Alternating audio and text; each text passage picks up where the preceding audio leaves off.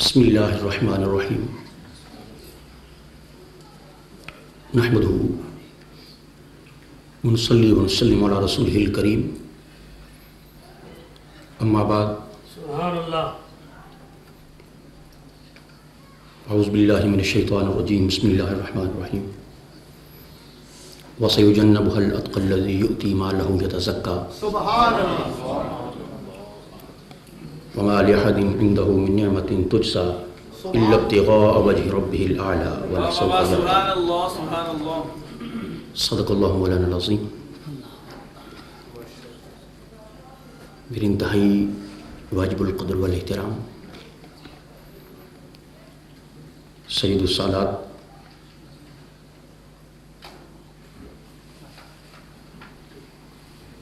قائد اہل سنت استاد العلماء پیر طریقت جناب صاحبزادہ سید عرفان حسین شاہ صاحب مشاہدی دامت برکاتہم العالیہ، دیگر علماء گرامی قدر، سبحان نعت خوانان نظام و حاضرین مجلس، آج کی یہ ہماری حاضری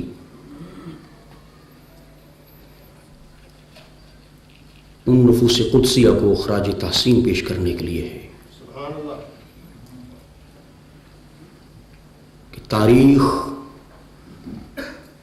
آج بھی جنہیں جھک کر سلام کر رہی ہے، ماشاء اللہ. سبحان اللہ. سبحان اللہ. ماشاء اللہ. بہت خوب. وہ مقدس اور معتبر ترین ہستیاں جو بعد از مصطفیٰ صلی اللہ علیہ وسلم اس امت کی سب سے عظیم ترین ہستیاں ہیں. سبحان اللہ. سبحان اللہ. اللہ رب العزت ہمیں ان کا پیار نصیب فرمائے اور ان کی مقدس نسبتوں کو قائم و دائم فرمائے اور خالق کائنات ان کے فیضان سے ہمیں مستفید فرمائے. قابل صد مبارک ہیں حضرت شاہ صاحب قبلہ دامت برکاتہم اور ان کے وہ رفقاء کار جو ہر سال تاجدار کائنات علیہ السلام کے ان جان نثاروں کی محبت کی محفل سجا کے بیٹھتے ہیں اور اہل ایمان کو نسبت صحابہ اور تاجدار کائنات علیہ السلام کے فیضان کے نور کے حصول کا ایک سبب اور ایک ذریعہ فراہم کرتے ہیں. خالق کائنات ان کاوشوں کو اپنی بارگاہ میں قبول و منظور فرمائے. حضرت محترم، جید علماء کرام موجود ہیں، ان کی موجودگی میں اظہار خیال کرنا اس موضوع پر یا کسی بھی موضوع پر یہ سورج کو چراغ دکھانے کے مترادف ہے، لیکن صرف حاضری کی غرض سے ان بارگاہوں میں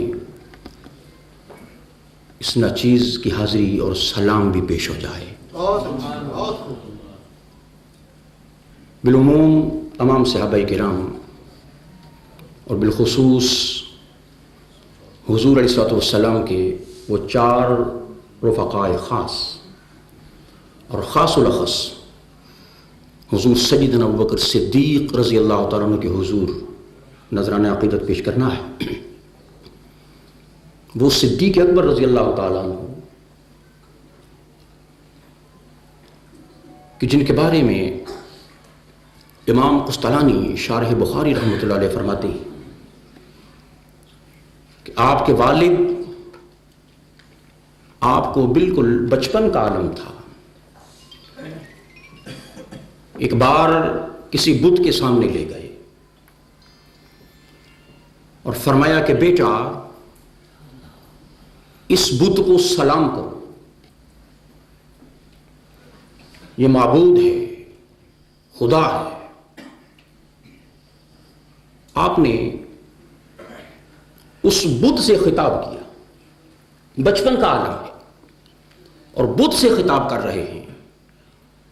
اور فرما رہے ہیں کہ اے جھوٹوں کے جھوٹے خدا، اگر تو واقعی خدا ہے تو میں بھوکا ہوں، مجھے کھانا کھلا، میں پیاسا ہوں، مجھے پانی پلا، اگر تو واقعی خدا ہے تو مجھے لباس پہنا۔ بت کی طرف سے خاموشی ہے، سناٹا ہے۔ اور پھر سیدنا صدیق اکبر رضی اللہ تعالیٰ عنہ نے ایک پتھر اٹھایا اور پتھر اس بت کی طرف پھینکنے لگے اور فرمایا کہ اگر تو خدا ہے تو اپنے آپ کو بچا لے۔ وہ پتھر اٹھایا اور زور سے اس بت پر دے مارا۔ والد کو غصہ آ گیا، پکڑا اور پکڑ کر اپنی اہلیہ کے پاس لے گئے اور کہا کہ اس بیٹے کو سمجھا، آج اس نے ہمارے بت کی طرف پتھر پھینکا، اسے سمجھا یہ معاملات مناسب نہیں ہیں، جس طرح کا رویہ آج اس نے دکھایا۔ آپ کی والدہ سیدنا صدیق اکبر رضی اللہ تعالیٰ عنہ کی والدہ، انہوں نے فرمایا کہ اس کو اس کے حال پہ چھوڑ دو، اس لیے کہ جب میرا یہ بیٹا پیدا ہوا تھا تو آواز آئی تھی کہ اے اللہ کی بندی، تیرے گھر وہ پیدا ہوا ہے کہ جو عتیق ہے، جس کا لقب صدیق ہے اور جو میرے مصطفیٰ کا رفیق ہے۔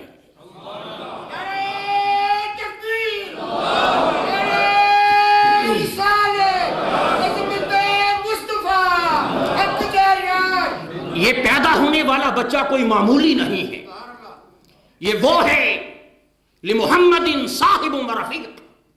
یہ میرے محمد کا صاحب ہوگا، میرے محمد کا رفیق ہوگا۔ اور ابن عساکر فرماتے ہیں کہ سیدنا ابوبکر صدیق رضی اللہ تعالیٰ عنہ بچپن سے لے کر اس وقت تک کہ جب آپ نے اسلام قبول کیا اور بارگاہ مصطفیٰ صلی اللہ علیہ وسلم میں کلمہ پڑھ کر اللہ اور اس کے محبوب کی غلامی کا پٹا اپنے گلے میں ڈالا، فرماتے ہیں کہ اگرچہ وہ دور جاہلیت تھا، اس دور میں رہے تھے، مگر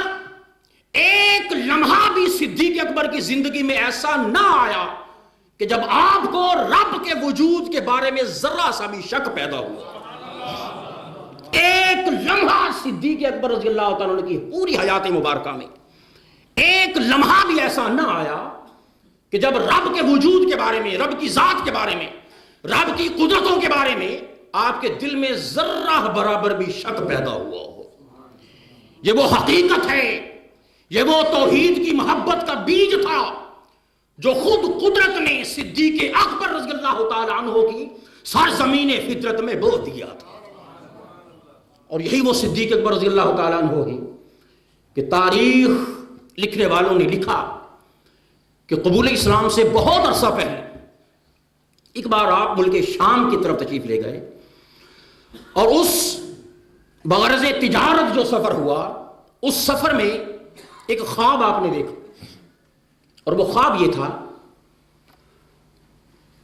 سیدنا ابوبکر صدیق رضی اللہ تعالیٰ عنہ فرماتے ہیں کہ میں نے دیکھا کہ ایک نور ہے جو آسمانوں سے اتر رہا ہے اور وہ نور سیدھا کعبے کی چھت پر آ رہا ہے۔ نور کا ایک ستون قائم ہے کعبے سے لے کر آسمان تک، اور پھر اس نور کی کرنیں مکہ کے گھروں کو پہنچنا شروع ہو گئی۔ کوئی گھر ایسا نہ تھا جس میں اس نور کی کرن کا کوئی حصہ نہ پہنچا ہو۔ پھر وہ کرنیں دوبارہ اپنے اس نور کے ستون کی طرف گئیں، پھر وہ ایک نور کا ستون بنا، اور فرماتے ہیں کہ وہ نور سارے کا سارا پھر میرے گھر کے اندر آ گیا، اور فرماتے ہیں کہ میں نے اپنے گھر کا دروازہ بند کر لیا۔ یہ خواب اس سفر شام کے دوران ایک یہودی عالم سے پوچھا، وہ تعبیر نہ دے سکا۔ پھر ایک عرصے کے بعد بحیرہ راہب سے ملاقات ہوئی اور بتایا کہ اس طرح کا میں نے خواب دیکھا تھا، ایک نور آسمان سے لے کر کعبے تک، اور کعبے سے پھر وہ نور میرے گھر میں آیا اور میں نے اپنے گھر کا دروازہ بند کر لیا۔ انہوں نے یہ تعبیر دی،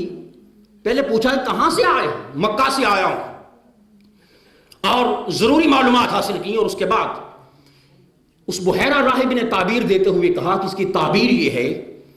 کہ نبی آخر الزمان محمد مصطفیٰ جلوہ گر ہونے والے، اور اے خواب دیکھنے والی ہستی، تعبیر اس کی یہ ہے کہ تو نبی آخر الزمان کی حیات کے اندر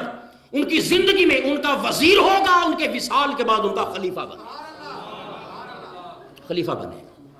اور پھر تاجدار کائنات اسلام نے جب اعلان نبوت فرمایا اور سیدنا ابوبکر صدیق رضی اللہ تعالیٰ عنہ بارگاہ مصطفیٰ میں آئے، کلمہ پڑھتے ہیں، تاجدار کائنات اسلام کی بارگاہ میں حضور کی غلامی کا شرف حاصل کرتے ہیں، اور تاجدار کائنات علیہ الصلوۃ والسلام فرمایا کرتے تھے کہ جس پر بھی میں نے دین کو پیش کیا، اسلام کو پیش کیا ہے، جس پر میں نے توحید کی دعوت پیش کی ہے، سب نے کسی نہ کسی طرح تردد کا مظاہرہ کیا۔ کسی نے سوچا، کسی نے کہا سوچ کے بتائیں گے، الغرض کسی نہ کسی نے ضرور سوچا، مگر صدیق کا وجود ایک ایسا وجود ہے کہ جو ہی میں نے اسے رب کی توحید کی طرف، اپنی رسالت کی طرف دعوت دی، بغیر سوچے ہوئے صدیق نے علی الفور میری بارگاہ میں کلمہ پڑھ کر رب کی غلامی کا شرف حاصل کر لیا، بغیر سوچے، کوئی تردد نہ کیا۔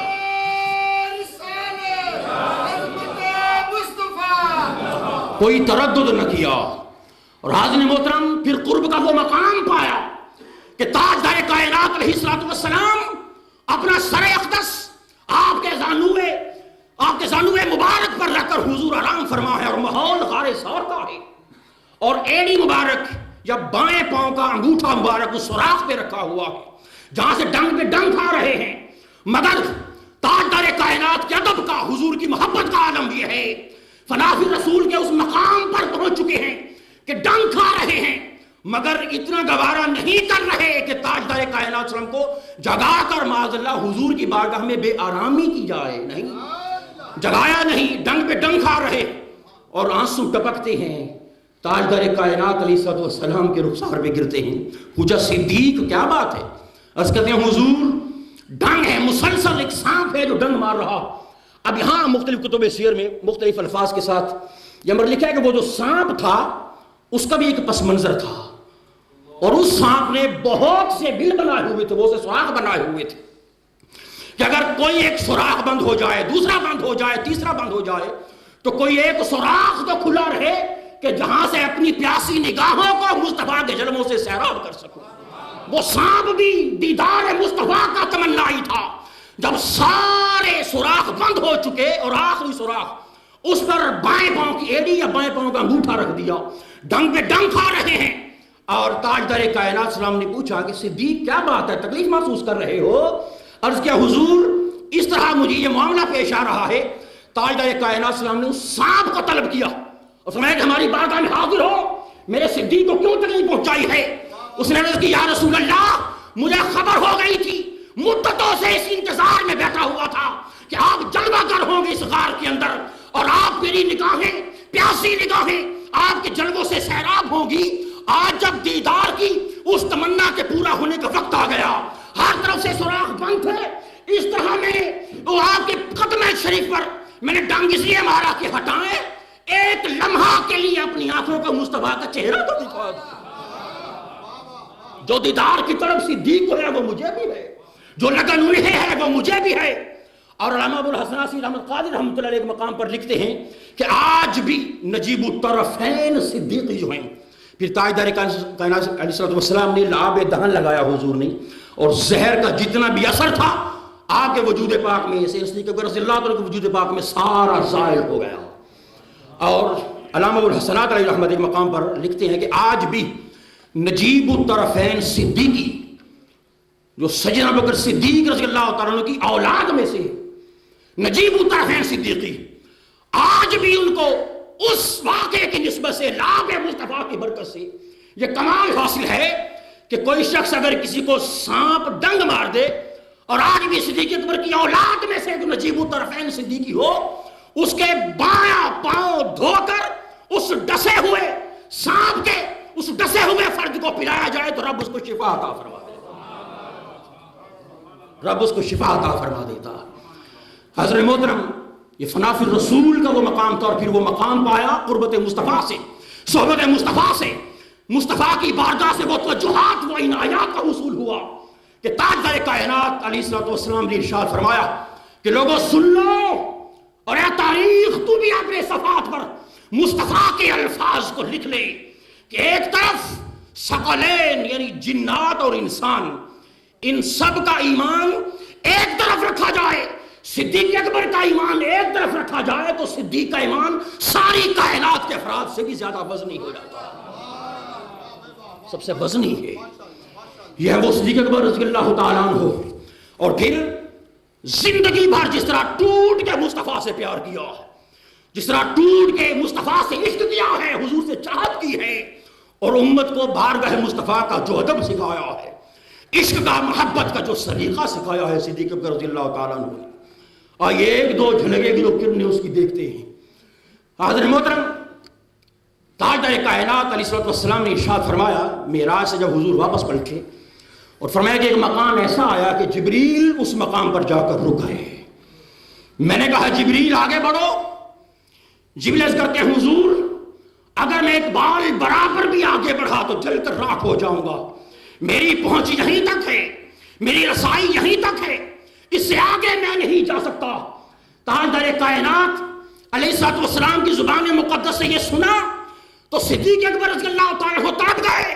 ان کی آنکھوں میں آنسو آ گئے اور عرض کرتے ہیں یا رسول اللہ وہ جبریل تھا ساتھ چھوڑ گیا، صدیق اکبر ہوتا ایک لمحہ کے لیے بھی ساتھ نہ چھوڑتا۔ نعرہ تکبیر، نعرہ رسالت، عالمی مبلغ اسلام، عالمی مبلغ اسلام۔ ناظرین سامعین گرامی قدر، ہماری خوش قسمتی ہے کہ آج کے ہمارے اس محفل پاک میں حضرت علامہ قبلہ پیر سید معروف حسین شاہ صاحب عارف قادری تشریف لا چکے ہیں۔ ہم سب ان کو دل کی اتھا گرائیوں سے خوش آمدید کہتے ہیں۔ آپ جو کہ بانی ہیں یو کے اسلامک ہمارا جو ہے یہ جمعیت تبلیغ الاسلام کا پلیٹ فارم، اسی طرح پاکستان کے اندر جہلم کے اندر بہت بڑی دینی درسگاہ جامعہ نشائیہ کے نام سے آپ اس کے بانی و محتمم ہیں، جس میں سینکڑوں طلباء جو ہیں وہاں پر رہائش پذیر ہیں، جو مسافر طلباء ہوتے ہیں، جو یتیم طالب علم ہوتے ہیں وہ وہاں پر تعلیم حاصل کر رہے ہیں، وہاں پر درسیات، دورہ حدیث اور دینی اور دنیاوی متداول علوم فنون جو ہے وہ اس کا ایک خزانہ آپ نے وہاں پر قائم کر دیا ہے۔ ہم سب ان کو دل کی اتھا گرائیوں سے خوش آمدید کہتے ہیں۔ سیدنا صدیق رضی اللہ تعالیٰ عنہ پھر فرمایا کرتے تھے کہ وہ تو جبریل تھا کہ سدرا کی اس بلندی پر جا کر رکا اور بارگاہ مصطفیٰ میں عرض کرتا ہے یا رسول اللہ اس سے آگے مجھے مجال نہیں کہ بال برابر بھی بڑھوں، اگر بڑھا تو بڑھ جل جائیں گے، راکھ ہو جائیں گے۔ اور جب آپ یہ فرماتے پلکیں بھیگ جاتی، اور ساتھ ہی فرماتے کہ جبریل تو وہاں اس مقام پر تو تھا جو ساتھ چھوڑ گیا، اس مقام پر اگر مصطفیٰ کا عاشق صدیق اکبر ہوتا جل کر راکھ ہو جاتا، مصطفیٰ کا ساتھ نہ چھوڑتا۔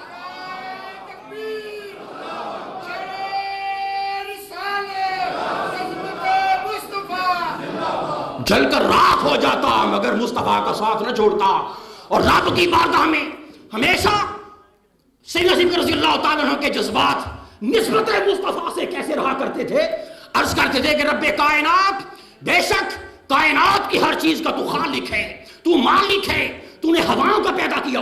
فضاؤں کا تو خالق ہے، چاند سورج تو نے بنائے، کائنات کی جس چیز کو بھی نظر کرے، جس چیز کو بھی دیکھے میرے اللہ تیری یاد آتی ہے، ہر چیز کسی بنانے والے کا پتہ دے رہی ہے، اور ہر چیز تیری قدرت کی مرہون منت ہے، ہر چیز کو وجود تو نے عطا کیا ہے، زمین پہ بسنے والی کائنات کا بھی تو خدا ہے، آسمانوں کی بسنے والی کائنات کا بھی تو خدا ہے۔ فرماتے پھر عرض کرتے کہ رب کائنات مگر میں تجھے رب اس لیے مانتا ہوں کہ تو میرے محمد کا خدا ہے۔ تو میرے مصطفیٰ کا خدا ہے، بے شک تو ساری کائنات کا خدا ہے، مگر میں تجھے رب اس لیے مانتا ہوں کہ تو میرے محمد کا خدا ہے، تو نے میرے مصطفیٰ کو بے مثل اور بے مثال بنایا ہے، میرا مصطفیٰ تیرے حضور سجدہ ریزی کرتا ہے۔ حضرت محترم سیدنا صدیق رضی اللہ تعالیٰ عنہ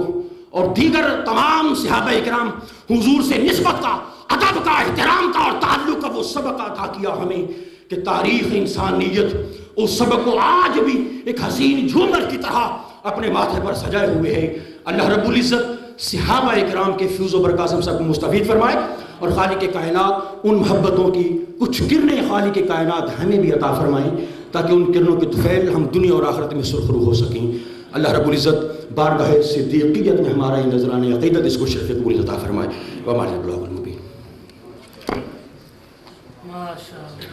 ماشاء اللہ جی، ابھی آپ کے سامنے مولانا صاحبزادہ مصطفیٰ صاحب ہمدمی جو تھے سیدنا صدیق اکبر رضی اللہ تعالیٰ عنہ کی عظمت کے حوالے سے گفتگو فرما رہے تھے، اور ان کا ایک مصرع جو انہوں نے ابھی فرمایا کہ سیدنا ابوبکر رضی اللہ تعالیٰ عنہ نے فرماتے ہیں کہ میں رب کو رب ہی اس لیے مانتا ہوں کہ مجھے محمد صلی اللہ علیہ وسلم نے کہا ہے کہ وہ رب ہے۔ میں رب کو رب اس لیے مانتا ہوں کہ مجھے حضور نے فرمایا ہے کہ رب ہے، تو رب کو رب مانو مگر رب محمد سمجھ کر مانو۔ اگر رب کو رب محمد سمجھ کر مانو گے تو توحید ہوگی، اور اگر رب محمد کی نسبت کے بغیر مانو گے تو وحدانیت تو ہو سکتی ہے مگر توحید نہیں ہو سکتی۔